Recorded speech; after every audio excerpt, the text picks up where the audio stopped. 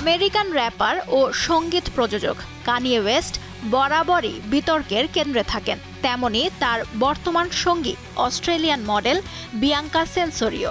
সোমবার ৬৭তম গ্র্যামি অ্যাওয়ার্ডসে এই তারকা যুগল আবারও শিরোনামে উঠে এসেছেন, তবে এবার বিতর্কের সূত্র ধরে। লস অ্যাঞ্জেলেসের ক্রিপ্টো.com অ্যারেনায় পৌঁছানোর পর ওয়েস্ট ও সেন্সরি রেড কার্পেটে পা রাখেন। প্রাথমিকভাবে সব ঠিকঠাকই চলছিল। কানিয়ের পরনে ছিল কালো টি শার্ট আর কালো প্যান্ট, বিয়াঙ্কার পরনে ছিল কালো ফার কোট, কিন্তু আচমকাই সেই ফার কোট খুলে ফেলেন বিয়াঙ্কা। এ সময় দেখা যায় অন্তর্বাস হিসেবে বিয়াঙ্কা পরেছেন পুরোপুরি সি থ্রু একটি পোশাক। আর তখনই শুরু হয় আলোড়ন।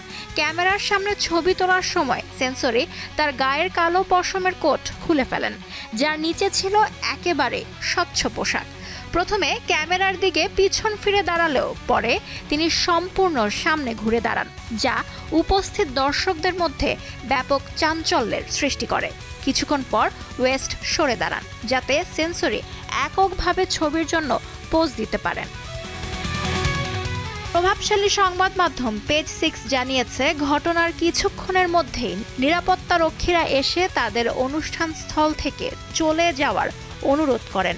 পরে তাদের একটি রূপালী রঙের গাড়িতে অনুষ্ঠানস্থল ত্যাগ করতে দেখা যায়। পেজ 6 জানিয়েছে, সেন্সরির এই ব্যতিক্রমী পোশাক আসলে ভালচার্স অ্যালবামের কভার পুনর্নির্মাণের প্রচেষ্টা ছিল। বিয়াঙ্কা সেন্সরি ও কানিয়ে ওয়েস্ট ২০২২ সালে বিয়ে করেন। এর আগে কিম কার্দাশিয়ানের সঙ্গে ৮ বছরের সংসার জীবনের ইতি টেনেছেন কানিয়ে ওয়েস্ট। লুৎফা ফৌজিয়া, দীপ্ত, বার্তাকক্ষ।